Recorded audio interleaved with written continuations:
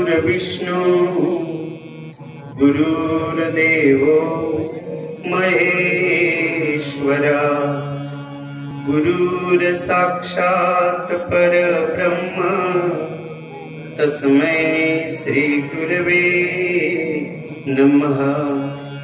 ध्यानमूलं गुरुर्मूर्ति पूजामूलं गुरुपदम् मन्त्रमूलं गुरुर्वाक्यं मोक्षमूलं गुरुकृपा। अखण्डमण्डलाकारं व्याप्तं येन चराचरं तत्पदं दर्शितं येन तस्मै श्री गुरवे नमः। त्वमेव माता च पिता त्वमेव त्वमेव बन्धुश्च सखा त्वमेव त्वमेव विद्या द्रविणं त्वमेव त्वमेव सर्वं मम देव देव। ब्रह्मानन्दं परमसुखदं केवलं ज्ञानमूर्ति द्वन्द्वातीतं गगनसदृशं तत्त्वमस्यादिलक्ष्यम् एकं नित्यं विमलमचलं सर्वदी साक्षिभूतं भावातीतं त्रिगुणरहितं सद्गुरुतं नमामि।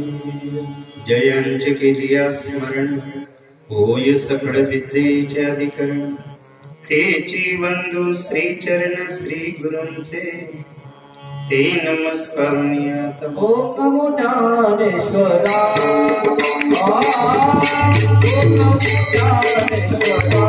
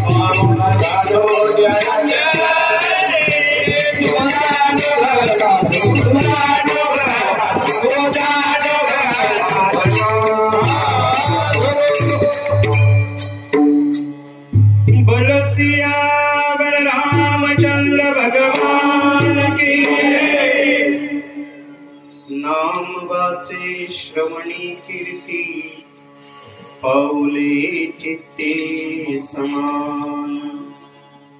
काळ सार्थक केला त्यांनी धरिला मनी विठ्ठल। कीर्तनाचा समारंभ निर्दंब सर्वदा काळ सार्थक केला त्यांनी धरिला मनी विठ्ठल। निडामने स्वरूप सिद्धी नित्य समाधी हरिनामे काळ सार्थक केला त्यांनी धरिला मनी विठ्ठल। कीर्तन रूपी सेवेकरिता घेतलेला अभंग जगद्गुरु संत तुकोबारायांचे परम शिष्य श्री संत निळोबाराय यांचा 4 चरणाचा अभंग सेवेसाठी घेतलेला आहे। अभंगामध्ये निळोबाराय असं प्रतिपादन करता की मनुष्य जन्म अनमोल आहे, मनुष्य जन्माचा काळ अत्यंत महत्वाचा आहे, वेळ अशी महत्वाची आहे, समय मूल्य सर्व काही कमवता येईल, प्राप्त करता येईल, पण वेळ पुन्हा प्राप्त नाही होऊ शकत। एक श्वास, एक क्षण, करोडो सुवर्ण मुद्रा दिल्या तरी जीवनात परत नाही येऊ शकत। तर ज्याला काळ सार्थक करायचा आहे त्याच्यासाठी 1 नंबरचं साधन आहे मंगलप्रद आणि गोड अभंग आहे। नाम वाचे ज्याने मुखाने अखंड भगवंताच्या नामाचा जप केला आणि कानाने कथा कीर्तन श्रवण केलं आणि चित्तामध्ये पांडुरंगाचं ध्यान केलं, त्याचा काळ कसा झाला? सार्थक झाला। कारण त्याने मनामध्ये विठ्ठलाला धारण केलं आणि हा जो परमार्थ आहे हा परमार्थ त्याचा दांभिक नसून नम्रतेने तो केलेला आहे, म्हणजे परमार्थ मीपणा काढून केलेला आहे। निळोबाराय म्हणतात की ज्याने मुखाने नाम घेतलं, कानाने कथा कीर्तन श्रवण केलं, मनामध्ये विठ्ठलाला धारण केलं, पांडुरंगाचा अखंड ध्यान केलं, त्याचा काळ कसा झाला? सार्थक झाला। फलश्रुती त्याचा मीपणा निघून जातो आणि कोणत्या फळाची प्राप्ती होते? सर्वात श्रेष्ठ आत्मज्ञान, सर्वात श्रेष्ठ आत्मसुख, सर्वात श्रेष्ठ आत्मलाभाची त्याला प्राप्ती होते आणि हरिनामाने तो अखंड समाधीत असतो, हे फल त्याला प्राप्त होतं। अभंगाचा थोडक्यात भावार्थ थोडा परिभार द्यायचा तो असा की तीर्थक्षेत्र, तीर्थभूमी, तीर्थग्राम, वेरुळी खुर्द येथे चालत असलेला अखंड हरिनाम सप्ताह सुंदर योग आहे। जेवढी अपेक्षा नाही तेवढी संख्या उपस्थित आहे।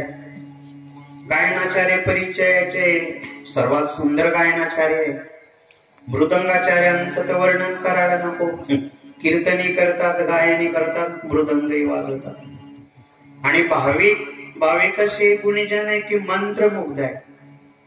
सर्व पंचक्रोशीतील मंडळी आहे, अनंत कोटी ब्रह्मांड नायक पांडुरंग परमात्म्याच्या कृपेने, साधू संतांच्या आशीर्वादाने, गावकरी आणि तरुण मंडळी, पंचक्रोशीतील भजनी मंडळाच्या सहकार्याने हा सप्ताह सुंदर, गोड आणि याला उत्सवाचं रूप धारण केलेलं आहे। आणि सुवर्ण तुल्य योग त्याच्या जोडीला श्री राम कथा आहे। रामकथा परम पावन करणारी आहे। जय जय राम कथा, जय श्री राम कथा, जय जय राम कथा, जय श्री राम कथा, जय जय राम कथा, जय जय राम कथा, जय जय राम कथा, जय जय राम कथा। कोई से श्रवण से मिट जाती है, कोई श्रवण से मिट जाती है, से श्रवण से मिट जाती है, कोई श्रवण से मिट जाती है, जन्म जन्म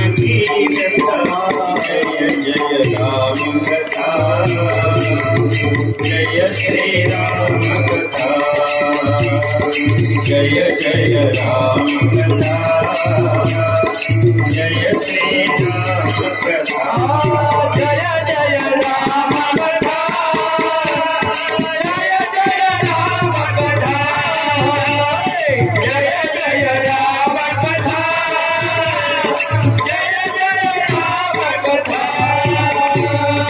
गोपाल कृष्ण भगवान कथेचा असा नियम आहे, कीर्तनांचा नियम आहे. सप्त्यामध्ये काही कारणास्तव हजर नाही राहता आलं, काल्याच्या कीर्तनाला हजर राहता आलं तरी सर्व फलश्रुती प्राप्त होते. 7 दिवस कथा होती आपली, 6 दिवस झाले, भरपूर संख्या उपस्थित होती, परंतु शेवट जो 6 दिवस कथेला आला नाही, परंतु 7व्या दिवशी जो हजर राहिला त्याला संपूर्ण कथेचं फळ. आणि तुम्ही 6 दिवस राहिले आणि शेवटच्या दिवशी नाही राहिले तर लाभाला चुकून झालं.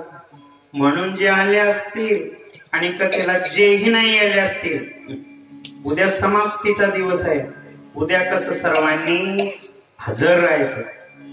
कारण कथा कशी आहे, परम पावन करणारी आहे. ओ मंगल भवन अमंगल हारी सर्वभूत शरद शिर बिहारी राम सिया राम जय जय राम राम सिया राम जय राम सत्संग विमेकन होई राम कृपा बिन सुरगन होई. राम सिया राम जय जय राम राम सिया राम जय राम राजा राम राम राम सीता राम राम राम राजा राम राम राम सीता राम राम राम राजा राम राम राम सीता राम राम राजा राम सीता राम राजा राम राम राम सीता राम राम राजा राम राम राम सीता राम राम राजा राम राम सीता राम राजा राम राम सीता राम राजा राम राम सीता राम राजा राम भजन करा ताली वाजवा राजा राम जय हो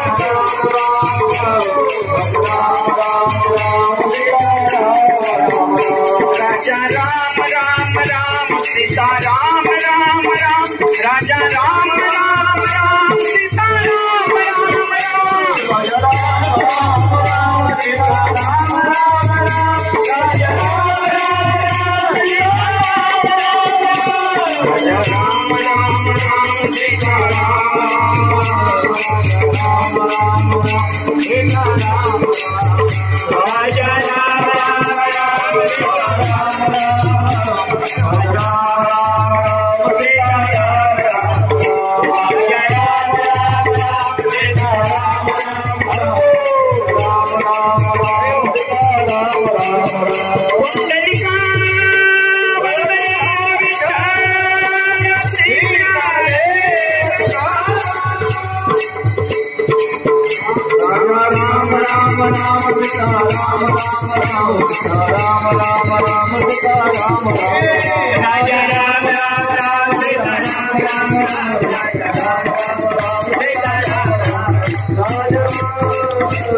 बोलो सिया रामचंद्र भगवान की जय. पार्वती पदे हर हर.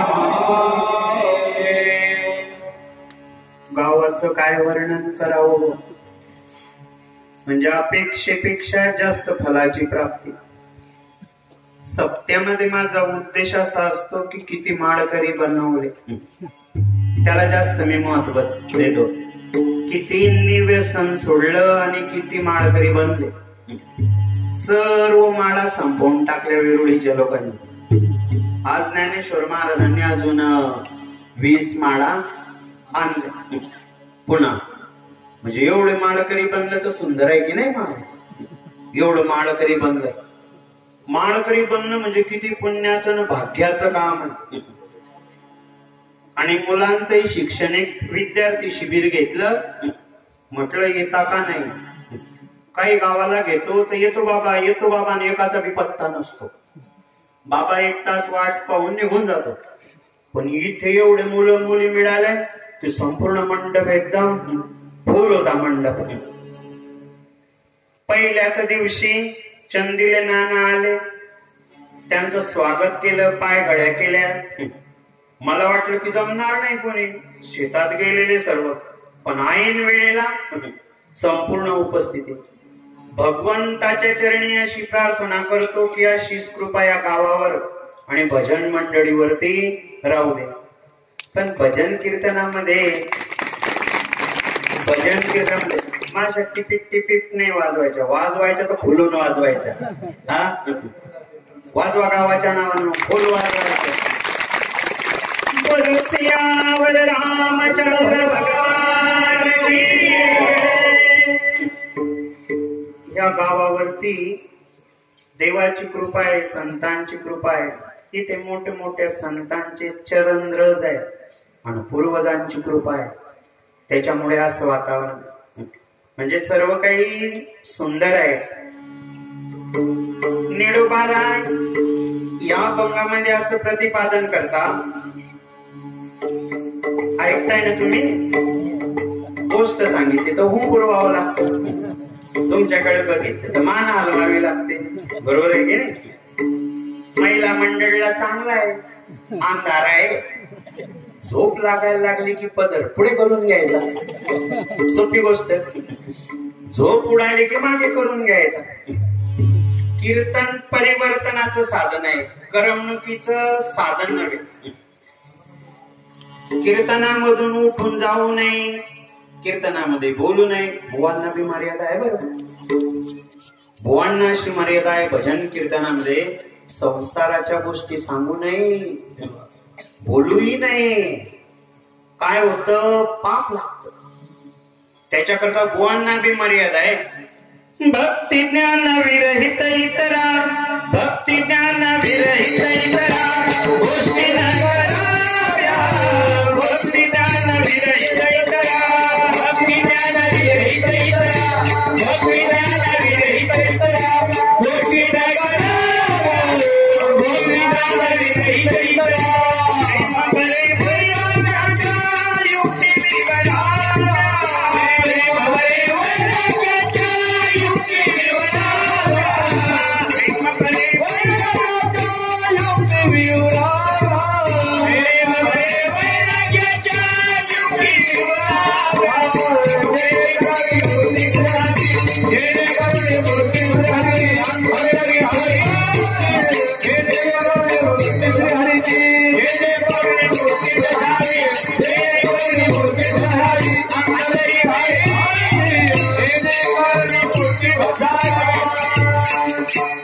बोलो सियावर रामचंद्र भगवान की जय.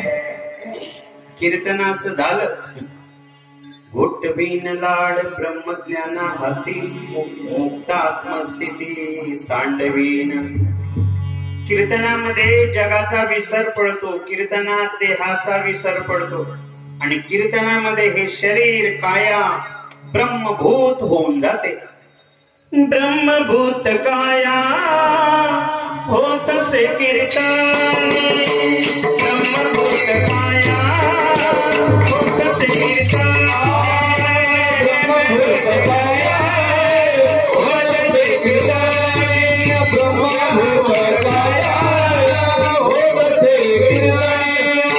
भाग्य तरी गुणी देवा, भाग्य तरी गुणी ब्रह्मभूत काया होतसे कीर्तन.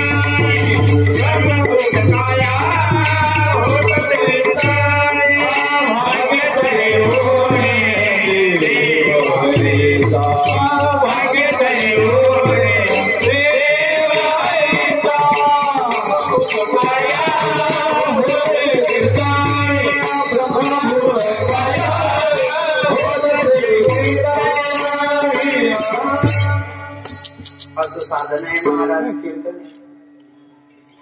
कीर्तन शास्त्र शुद्ध पद्धतीनं प्रेमानं झालं की 1000 गोदान केल्याचं पुण्य मिळतं. लाख अश्वमेघ यज्ञ केल्याचं पुण्य मिळतं. नवे नवे करोडो तीर्थयात्रा केल्याचं पुण्य मिळतं. नामदेव कीर्तन करी पुढे देव नाचे पांडुरंग. गोरोबा काकांना कीर्तनामध्ये हात नव्हते तर हात आले. शिवाजी महाराजांचं रक्षण झालं. असं कीर्तन आहे. कीर्तनाची मर्यादा फलश्रुती. हा सप्ताह महाराज जीवाच्या अंगी 3 दोष आहे. लक्ष आहे ना तुमचं. जीवाच्या अंगी 3 दोष आहे. एक पहिला मल, दुसरा विक्षेप आणि तिसरा आवरण. प्रॉब्लेम आहे हे तिघांचे. मल म्हणजे पाप करण्याची प्रवृत्ती. पाप करणं आवडतं याने मलदोष होतो. मलदोषाची निवृत्ती भगवंताच्या नामस्मरणाने होते.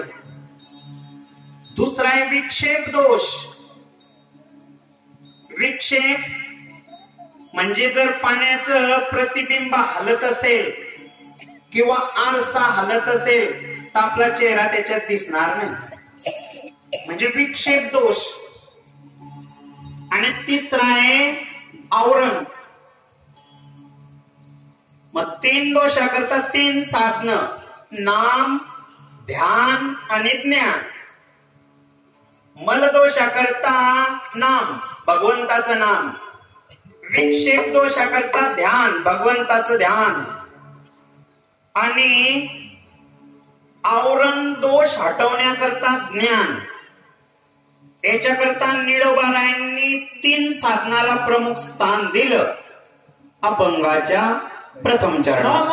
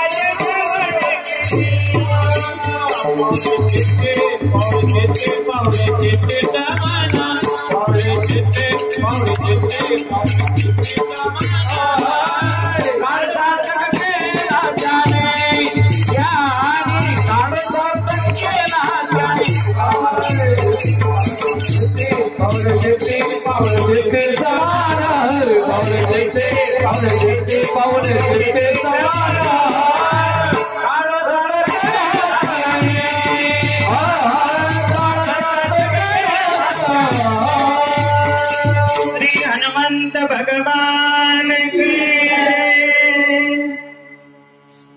म्हणजे महाराजांनी काय सांगितलं की अखंड मुखामध्ये भगवंताचं नाम हे सार आहे. भगवंताचं नाम चहू वेदी जाण, साई शास्त्री कारण, 18 पुराणे हरेसी गाली. आपलं पंढरपूरमध्ये जनाबाई होती. नाव तर ऐकलं असेल की नाही. जनाबाई होती. आणि जनाबाईची कीर्ती कोणी ऐकली? काशीमध्ये कबीर महाराजांनी. कबीर महाराज अधिकारी पुरुष होते. थोडासा परिचय. आपलं गोरक्षनाथ आले आणि त्यांनी कबीर महाराजांना बघितलं. परीक्षा घ्यायचं ठरवलं. आपलं वरती त्रिशूळ धारण केला वरती कोणी? गोरक्षनाथ महाराजांनी. आणि त्याच्यावर जाऊन बसले. कबीर महाराजांना म्हणता आ जाओ ऊपर खेल खेलेंगे. कबीर महाराजांच्या हातात गुंडी होती रामनामाच्या शेल्याची. गुंडी जो फिरकावली शेल्याच्या वरती आणि तिथे जाऊन बसले कबीर महाराज. बोले आ जाओ ऊपर. बोले खेल समाप्त. दुसरा खेल खेलेंगे बोले. गंगा किनारे. गंगेच्या किनाऱ्यावर गेले. गोरक्षनाथ पाण्यामध्ये शिरले आणि बेडकाचं रूप धारण केलं. बेडकामध्ये शिरले. कबीर महाराजांना हाक दिली आ जाओ पकडो. कबीर महाराज शिरले. सर्व बेडकामध्ये जे जास्त गडबड करणार होत त्यांना पकडला. पकडलं गोरक्षनाथांना. मग कबीर महाराज म्हणे आता त्यांच्यावर डाव होता. कबीर महाराज शिरले पाण्यात तर कबीर महाराज जल होऊन गेले, पाणी होऊन गेले. गोरक्षनाथांना सापडलेच नाही. गोरक्षनाथ म्हणे यांची पत्नी लोई माझ्या नावाने हाक मारेल. कमंडलू मध्ये घेतलं पाणी आणि माताला लोईला बोलले म्हणे तू जा पती नदीमध्ये हरवला. ती म्हणे असं होणारच नाही. मी असल्यावर माझा पती जाईल, यमाची काय ताकद. कुठे आहे म्हणे पाणी, हे पाणी. कबीर महाराजांच्या पत्नीनं कमंडलू खाली पाणी सोडलं. कबीर उसमें खडा, कुठे धारमध्ये पाण्याच्या प्रगट होऊन गेले कबीर महाराज. अशी ज्यांची योग्यता. शिष्यांना भांडण केलं. कबीर महाराज शेवटच्या वेळेला निर्याण झालं त्यावेळेला शिष्य भांडण आणि त्यांचं जे होतं शरीर ते तिथे आश्रमात भांडण करायचे. आमच्या गावाला नेऊ. तो म्हणे आमच्या गावाला नेऊ. भांडण करायला गेलं. कबीर महाराज फुलं होऊन गेले. बघायला गेले ते न्यायला पार्थिव शरीरच नाही, सर्व फुलं. ज्यांचा एवढा अधिकार, ज्यांनी जन्मभर भजन कीर्तन घरी केलं आणि जेवढे लोक आले तेवढ्यांना सांगितलं उपवासी जाऊ नका. कढी खिचडी, खिचडीचा सुगंध येतोय, कढीचा सुगंध येतोय, कढी खिचडी खाऊन जायचं. वाणी वगैरे यांनी बंद करून टाकलं होतं. उधार देणं कमाल होता. चोरी कर म्हणे, चोरी कर. कमाल चोरी करायला गेला वाण्याच्या याच्यात. कबीर महाराज गेले, धान्य आणलं, पंक्तीपुरतं आणलं आणि तोपर्यंत म्हणे उठव त्याला. तो झोपलाय. जागो लोक मत सो ना करो नींद से प्यार, जैसा सपना रैन का तैसा सब संसार. उठला तो दुकानदार. चोर बाबा चोर. आणि पाय पकडला. कुणाचा? कमालचा. कबीर महाराजांना म्हणता बाबा यानं तर पकडलं, पकडू दे, ओळखायला नको ना. कबीर महाराज त्याची मान कापून घेऊन गेले. दुकानदारांना तो ओढला. तो म्हणे 302 झाले. अरे बाबा काहीतरी करा. त्यांनी बाहेर काढलं न उभं करून दिलं. बाहेर काढलं न उभं करून दिलं आणि तिकडनं दिंडी येत होती. जशी प्रदक्षिणा प्रभात फेरी करतात त्यावेळेला श्रीराम जय राम जय जय राम, श्रीराम जय राम जय जय राम, श्रीराम जय राम जय जय राम, श्रीराम जय राम जय जय राम, श्रीराम जय राम जय जय राम, श्रीराम जय राम जय जय राम, श्रीराम जय राम जय जय राम, श्रीराम जय राम जय जय, श्रीराम जय राम जय जय राम, श्रीराम जय राम जय जय राम, श्रीराम जय राम जय जय राम, श्रीराम जय राम जय जय राम. दिंडी तिथे आली आणि ते शीर तर नव्हतं, धड होत. ते धड होत तर नामस्मरण